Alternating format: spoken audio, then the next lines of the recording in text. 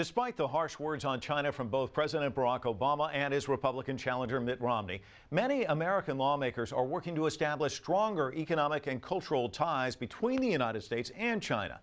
I recently caught up with Scott Walker, the Republican governor of Wisconsin. Wisconsin is a battleground state in the 2012 presidential election and the home of Republican vice presidential nominee Paul Ryan. But despite all the criticism on China from the Romney-Ryan campaign, Governor Walker has been an advocate of bringing more Chinese investment to his state and increasing trade with China. In fact, China is the third largest export market for Wisconsin commodities, and the state's exports to China grew by 679% during the last decade. I asked Governor Walker if there is a disconnect between the anti-China stance taken by both candidates on the campaign trail and the efforts of the private sector and American lawmakers on the state and local levels to strengthen economic ties. It's not enough just what people say, it's what they do. I always say actions speak louder than words. And so in our state, long predating me, there's been a long-standing tradition, both economically but also culturally.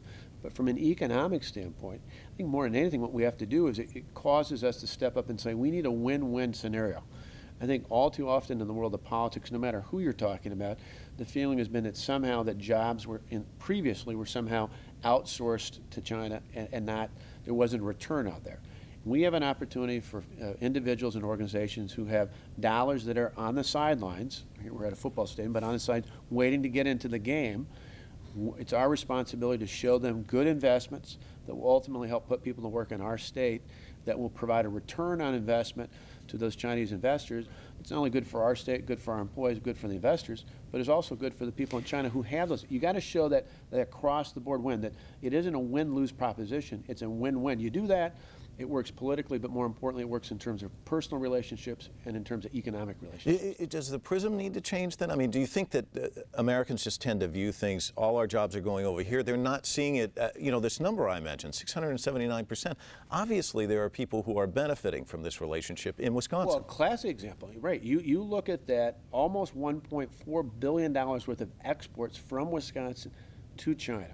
That's not exporting jobs, that's exporting products. That's a win-win. We're helping serve a need out there.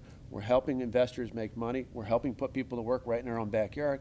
That's a win all the way across the board. We just got to do a better job of articulating it. Do you ever feel as a politician to, you know, pat the guys on the shoulder, look, I know you're running for president, but can you just tone it down a little bit that it might impact us? Or? Well, I think in the end, again, relationships, I've even found, I remember years ago when I looked at, long before I was governor, and I looked at Harley Davidson, for example, is made in my backyard near my home, and you know, looking at changes to try and open up markets in China and that, and realized in that case, most of those changes aren't dealing with the federal government, they're dealing with the provincial and local governments. And I think most people, be it business leaders, government leaders, we know where the real challenges are. And in our case, we're not going to get bogged down on national policy. The best way for us to show that there's a good and fair trading system is to do what we're doing right here. We're living. We're not just talking about, we're living it this week. We're putting in place something that's a good, mutually beneficial scenario. And I think that's what most people and most voters ultimately want out of their leaders.